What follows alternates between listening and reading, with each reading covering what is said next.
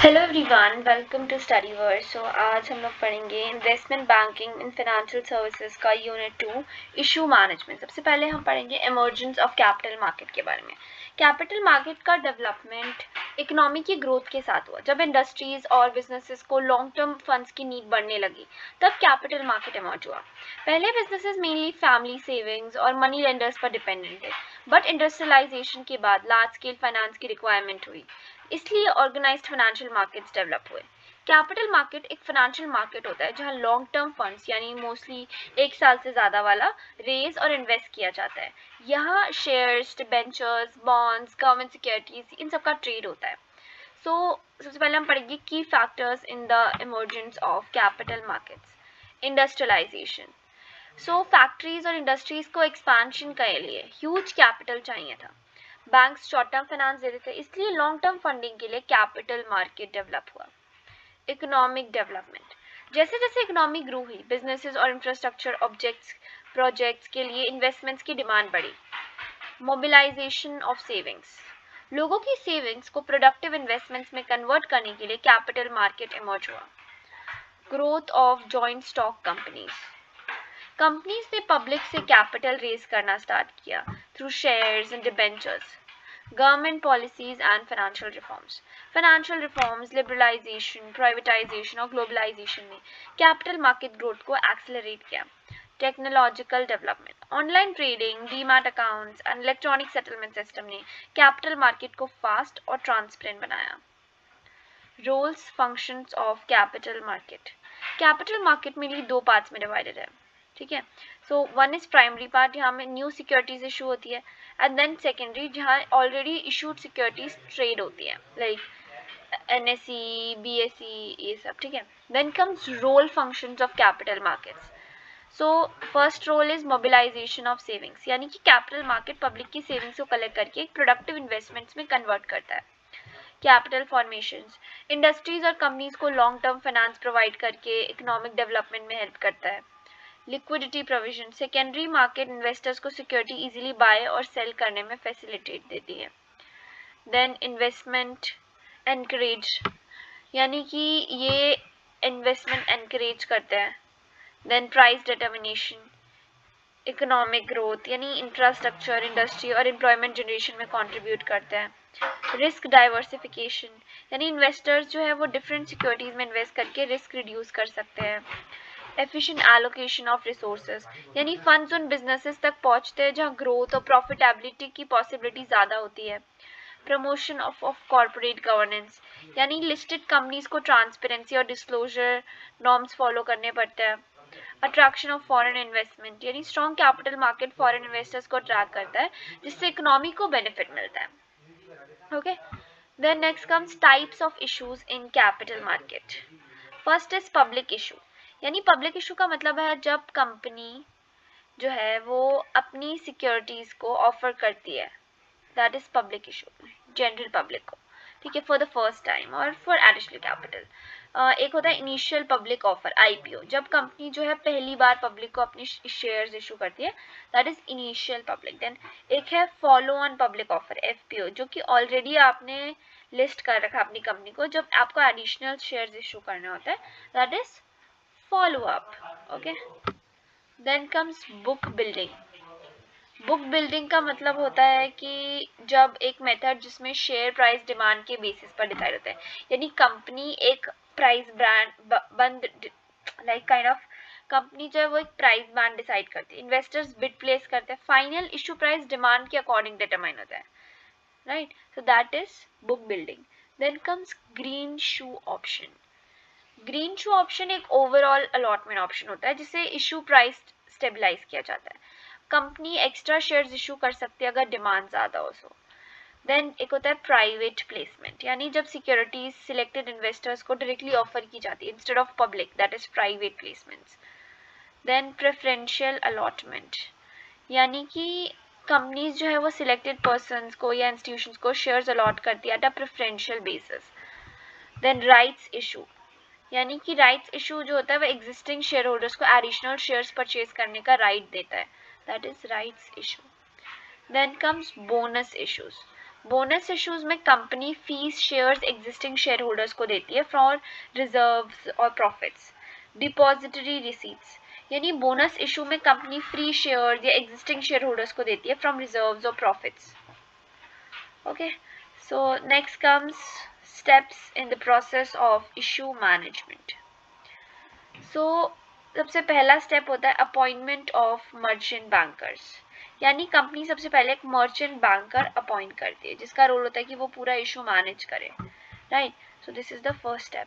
Then second step is due diligence and planning, यानी कि merchant banker सारी information जो है वो पूरा वेरीफाई करते हैं कि इंफॉर्मेशन एक्यूरेट है कि नहीं, कोई मिसलीडिंग स्टेटमेंट तो नहीं है, ये सारी चीज़ें। ड्राफ्टिंग ऑफ प्रॉस्पेक्टस, उसके बाद बनाया जाता है पूरा एक रूल बुक जैसा कि लाइक कंपनी में क्या होता है वो सारी चीज़ें। देन कम्स सेबी अप्रूवल, यानी कि ड्राफ्ट प्रॉस्पेक्टस को सेबी के पास सबमिट किया जाता है। अपॉइंटमेंट ऑफ इंटरमीडियरीज, यानी कि डिफरेंट इंटरमीडियरीज अपॉइंट किए जाते हैं like registrar, bankers to issue, broker, advertising agencies, ये सारी। Marketing and promotion of issue, publicity और एडवर्टाइजमेंट की हेल्प से इन्वेस्टर्स को अट्रैक्ट किया जाता है like newspapers, TV advertisements. Pricing of the issue, यानी इशू प्राइस डिसाइड करते हैं कि हम क्या प्राइस रखें, लाइक फिक्स प्राइस इशू करें, बुक बिल्डिंग करें, जो भी। देन ओपनिंग ऑफ सब्सक्रिप्शन, यानी कि इशू पब्लिक के लिए ओपन किया जाता है। क्लोजर ऑफ इशू, यानी कि फिर उसके बाद सबमिट करके वो एक पीरियड के लिए उसे बंद कर दिया जाता है। देन अलॉटमेंट ऑफ शेयर्स, यानी कि फिर एप्लीकेशन रिसीव होने के बाद शेयर्स अलॉट किए जाते हैं, देखा जाता है कि ओवर सब्सक्रिप्शन है या अंडर सब्सक्रिप्शन है, सारी चीज़ें। Refund and credit of shares, like उस हिसाब से फिर अनसक्सेसफुल एप्लीकेंट्स को रिफंड दिया जाता है। Then listing on stock exchange, finally share stock exchange पर लिस्ट होते हैं, for example Bombay stock exchange या national stock exchange. So this is the whole step. Next comes duty and responsibility of lead manager.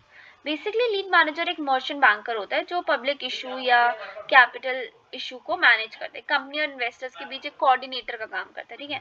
So let's tell is duties and responsibilities. तो पहला होता है advising the company, तो that is advisory function, कि वो advise करे कि हमें कैसे टाइप इश्यू करना चाहिए, कब इश्यू करना चाहिए, सारी चीज़ें।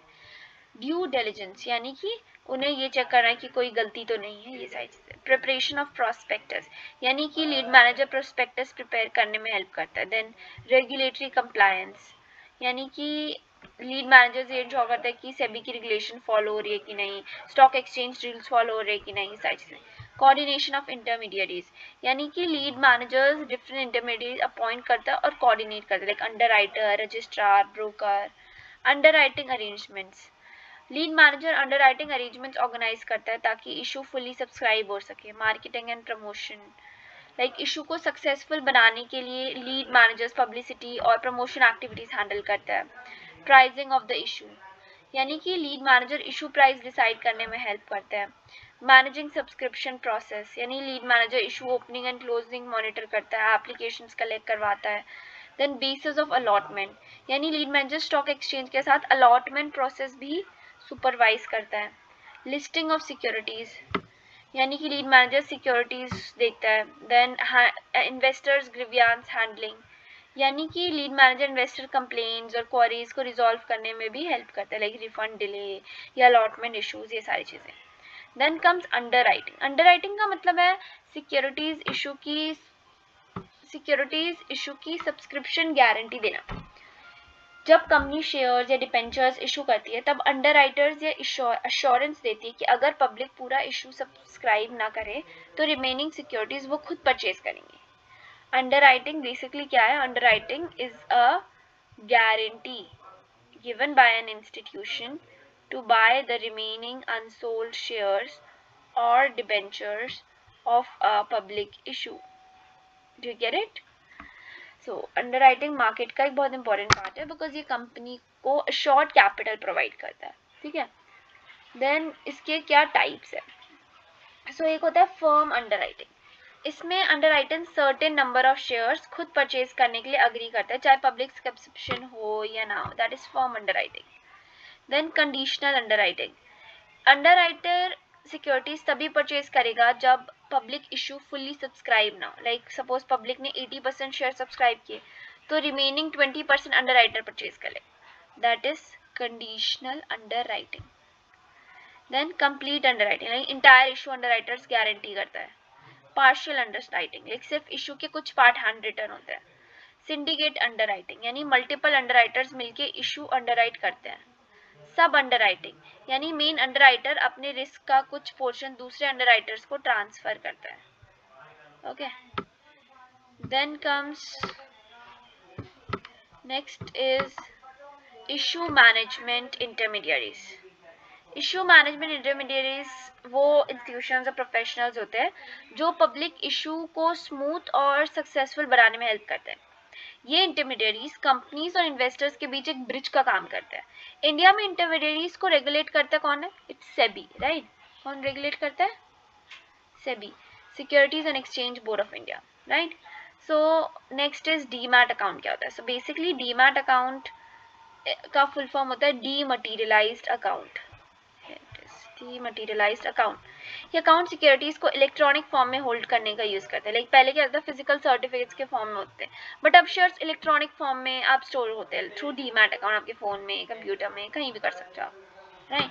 सो इसकी क्या इंपॉर्टेंस है? Importance of demat account.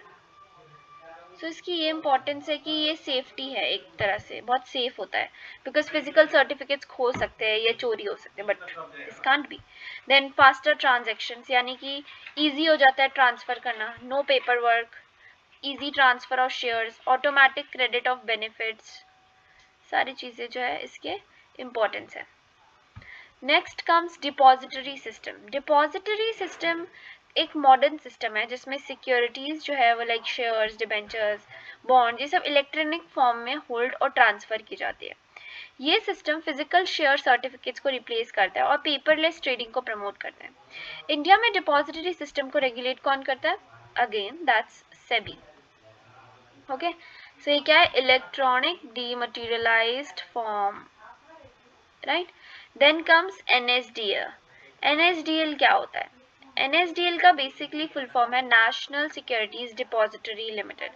It is India's first and the largest depository which was established in 1996. Okay, so इसके अंदर आता है like national stock exchange, IDBI, UTI, ये सारी चीज़ें. तो इसके क्या फंक्शंस हैं? Functions of NSDL is डीमटीरियलाइजेशन of securities, यानी ये फिजिकल से इलेक्ट्रॉनिक कन्वर्जन हो गया है. देन रीमटीरियलाइजेशन यानी इलेक्ट्रॉनिक टू फिजिकल कन्वर्जन, ये फिजिकल फॉर्म में भी कन्वर्ट करता है. देन ट्रांसफर ऑफ सिक्योरिटीज यानी कि इलेक्ट्रॉनिक ट्रांसफर फैसिलिटेट करता है. स्टॉक मार्केट ट्रांजैक्शन सेटल करता है. Then corporate benefits distribution like dividends, bonus shares, ये सब डायरेक्टली इन्वेस्टर्स को प्रोवाइड करता है. That is NSDL. Then comes CSDL. CSDL जो है सेकेंड डिपॉजिटरी है इंडिया का, which was establish in 1999. It was promoted by Bombay stock exchange. इसके फंक्शंस है कि ये सिक्योरिटी मेंटेन करता है इलेक्ट्रॉनिक फॉर्म में, ये डीमैट रीमैट सर्विसेज प्रोवाइड करता है, सेटलमेंट करता है ट्रेड की, और corporate actions like dividend and bonus, ये सारी चीज़ें भी हैंडल करता है. ओके, सो बेसिकली दोनों में ज़्यादा डिफरेंस नहीं है, but there are very few differences which you need to remember. Okay, so here we will end our video. Thank you so much for watching and all the best for your exams.